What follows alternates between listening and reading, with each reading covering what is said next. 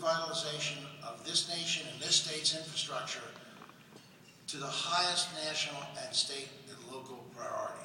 And the mayor has done that here, and you have, JAX Board, Jacksonville Chamber, CSX, all of you have done a great job in doing that. But we need help.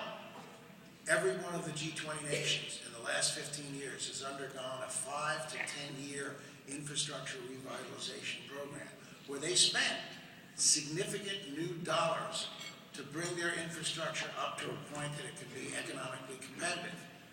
You have a great port here in Jacksonville, right? It's one of the keys to your city's economic success. It's the largest in the state of Florida. It's the 13th largest in the United States of America. Well, consider for a moment that of the 10 largest ports in the world, none are American. 6 are Chinese. Consider that the Port of Shanghai, by this time next year, will be taking more throughput than the 10 biggest U.S. ports put together. And that translates into business, and it translates into dollars. And infrastructure improves our public safety. We don't want any more Minneapolises. We don't want any more levees breaking in New Orleans or Cedar Rapids. It's public safety, it's quality of life. It's, most importantly, long-term economic development and growth, particularly, as the mayor said, in the global economy. Well, you're not competing against Alabama and Georgia anymore. You're competing against Singapore and India and Germany and places all over the globe. And it's crucial that we rebuild this nation's infrastructure. And lastly, it's the single best job producer that we can have. Building America's Future, in its report called Falling Apart, Falling Behind, recommends a 10-year infrastructure revitalization for the nation, in which we spend $200 billion a year more than we're spending now. Not all federal, state, local, and private, all put together. $200 billion a year more. And that would create, according to experts, $1 billion of infrastructure spending creates 25,000 new jobs. That would create 5.25 million new jobs a year, each and every year for the next 10. They're all well-paying jobs. They're all jobs that cannot be outsourced. You've got to do the work on the bridge here. You've got to produce the asphalt and the concrete here in factories. It's the single best way we can charge up our economy in the relatively short run and make it competitive for the long run. So, what is the state of the U.S. infrastructure? Interestingly, 8 years ago, not a very long time, 8 years ago, we were ranked by the World Economic Forum to have the best infrastructure in the world. They just released a report in the middle of last year. We now have the 15th best infrastructure in the world. In rail transportation, notwithstanding the great National Gateway Project clearance, we're 18th in the world. In port infrastructure, we're 22nd best in the world. In air transport, we're 32nd best in the world, behind countries like Panama, Malaysia, and Chile. Our infrastructure is literally falling behind. And it's falling behind because we've stopped investing. When Dwight David Eisenhower left the White House in January of 1961, we spent 12.5% of our domestic non-military spending on infrastructure. Today, we spend less than 2.5%. We spend less percentage of our GDP on infrastructure, about half of what the European Union countries spend, and about 1/10 of what China and India spend on their infrastructure. The American Society of Civil Engineers says that we need to spend $2.2 trillion in the next 5 years to just put our infrastructure in fair condition. They ranked our infrastructure, and they ranked it as a C-. The country that had the first transatlantic railroad, the first intercontinental highway system, the first this, the first that. We've fallen behind, we've fallen apart. And even here in Florida, where you do infrastructure better than most states, and certainly in Northeast Florida, Mayor, you're correct, you've got a significant problem.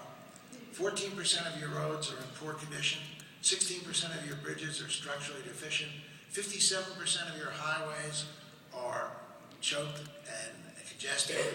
And think of this statistic, since 1990, in roughly 2 decades, your vehicles on the road have increased by 77%. Your vehicle lanes have increased by 4%.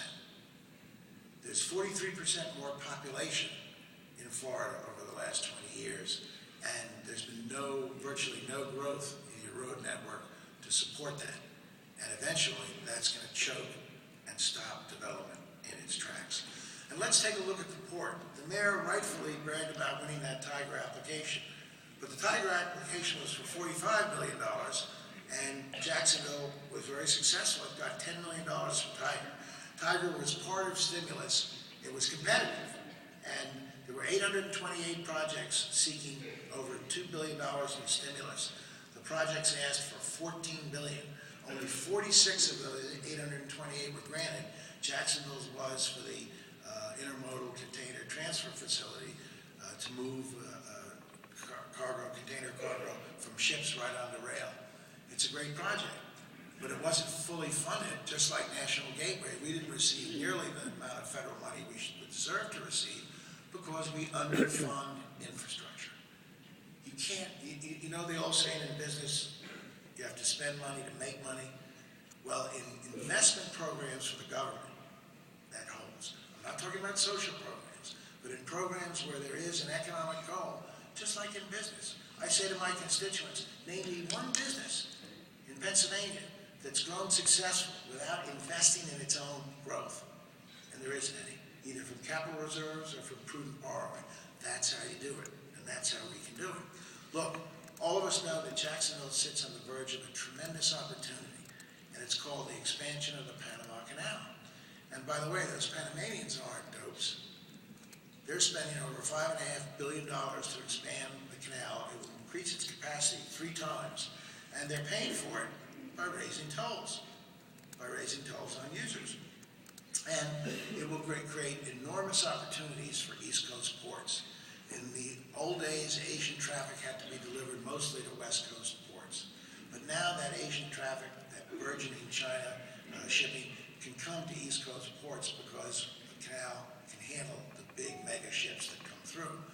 But are U.S. ports able to handle those big mega ships? Virtually not, except for Norfolk. We've got to get ready for 2014. And that means, among other things, that Philadelphia, Wilmington, North Carolina, Charleston, South Carolina, Jacksonville, and other East Coast ports, we have to dredge. We have to dredge to get down to the depth that will allow those ships to come in. To show you the problem now, without even Panama Canal expansion, right now the 59 busiest ports in the United States are only operable, the total channel dimension that any ship can go in, they're only operable 35% of the time, which means that if you're shipping goods into American ports, you either have to reduce the weight, reduce the draft, or you have to wait for high tide to be able to bring your goods in, all of which raises the price of shipping goods into and out of the United States of America. So we've got to dredge. Anybody here, Mayor, does Jacksonville have the money alone to dredge? Jacksonville has no capacity any more than Philadelphia does, or Wilmington, North Carolina does, or Baltimore, Maryland does, to do it on its own.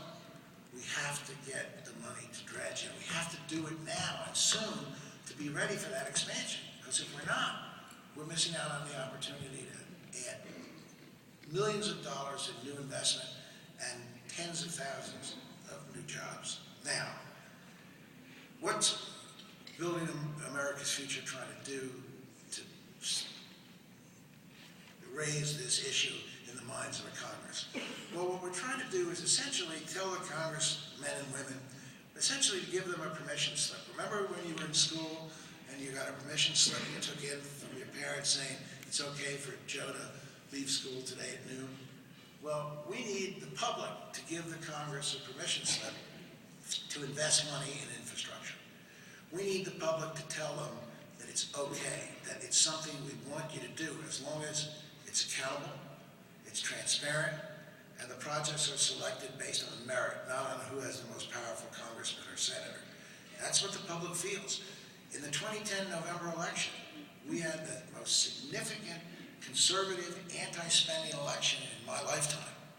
And yet 64% of the transportation initiatives that were on the ballot, referendum, 64% of them were approved by a vote of over 61%. And every one of those referendum called for increased taxes, increase tolling or increase borrowing, because the public understands infrastructure spending. It's different than other types of spending. There was a return on the investment. It's not a red state or a blue state issue. The people of Charleston, South Carolina have voted twice to raise their sales tax so that they could put over $1 billion over a 10-year period into expansion of the port of Charleston. But they can't do it alone. None of us can do it alone. We need a joint federal, state, local, and private investment plan to turn around America's infrastructure. It's something that can't wait. And you know, people ask me, well, why has it happened this way? Well, it's happened this way because we're afraid of taking risks. We're not risk takers anymore.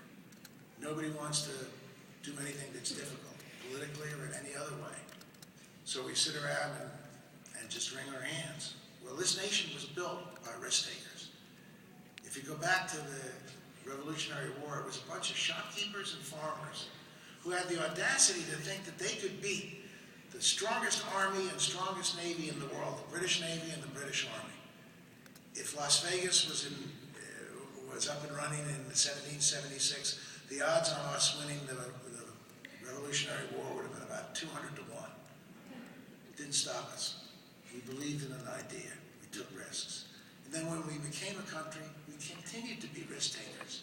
When it came time to think about building the Erie Canal, did anybody say, well, we can't afford it? Did anybody say it's too complicated, it won't happen engineering-wise?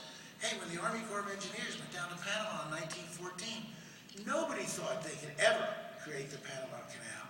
But we did it. We were the first and the best risk takers in the world. We did big things. We were Americans, and we thought there was nothing we couldn't do. And now our infrastructure is falling apart, and we're falling behind other countries in the world. Now's the time to change it. This is a seminal moment for us, and that's why it's so great so many of you are here from different walks of life and different companies.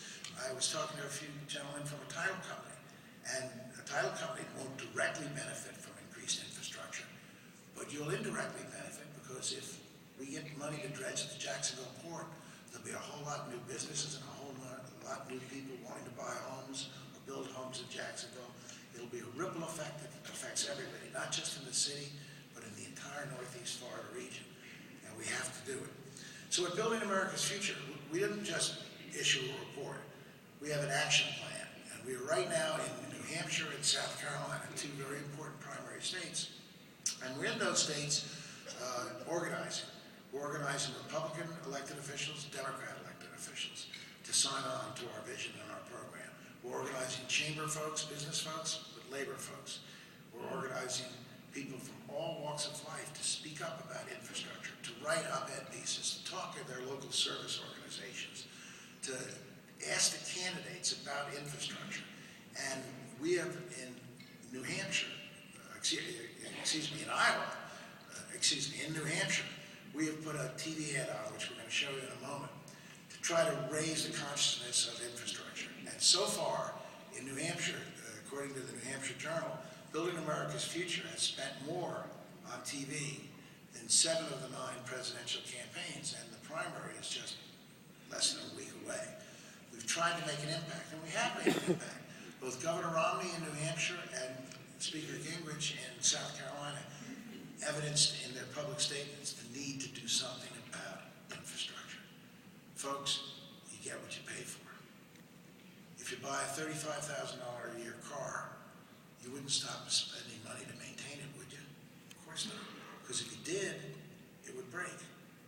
And that's what's happened to us. Opportunity is here. Opportunity is here. This is the time to do it. If we're going to borrow money, interest rates are at all-time low. If we're going to do it right now, construction costs are at almost an all-time low. They're not going to get any cheaper. Infrastructure spending is like that old Fram oil filler commercial. You can pay me now or you can pay me later. The American Society of Civil Engineers in 2004 issued a report saying it would cost $1.6 trillion to fix our infrastructure gap. 5 years later, they issued a new report and the cost was up to $2.2 trillion. We can do it. The conservative Congressional Budget Office said that spending $185 billion a year more on infrastructure was justified in the benefits that it would produce in the jobs, taxes, and long-term economic benefits that it would produce. It's time to do it now. It's time for us to be great again, to build again, to do big things again, to do the Hoover Dam, the Erie Canal, the things that made this country a very special place. So I'd like to almost close by showing you our TV ad that's in New Hampshire. But we're doing more than just doing TV ads. We're doing town meetings. We've got these public officials writing op-ed pieces, and in fact, I had the pleasure of joining with Representative Ray, and he and I authored an op-ed piece that was in your newspaper yesterday. And again, we're doing everything we can to raise public consciousness and to give folks that permission slip. So when you leave here today, if you believe that this is important, and I think you do or you wouldn't be here, I want you to consider talking about this issue to your groups and organizations, doing op-ed pieces, writing letters to the editor, but most importantly, writing your senators, writing your congressmen and say, we want you to spend money on infrastructure. We want you to invest in our economic future. It's okay. We understand. This is spending that has a return on the investment. It's okay to do it. In fact, it's imperative that we do it. So let's take a look at the TV ad, and then when we're finished with the TV ad, we're going to take a little bit of a break just because we're going to try to get the stage in place for the panel. But we're going to break in place if it's all right. If you want to stand up and stretch, that's okay. We're going to break in place, and then Representative Ray is going to come up and lead the panel. I'm going to take a few questions after we see the TV ad. So can we roll the TV ad? Let's see how good your technology is. You are so stubborn. I mean, come on, admit it. No, we don't need to spend more money on roads and bridges. Really? Really? What if we do it right? Build it to last. Base it on a real plan, not earmarks, and stop sticking taxpayers with cost overruns. Someone did that. I'm for spending more. Great. So now admit we're lost and ask for directions. Done right, we can build America's future.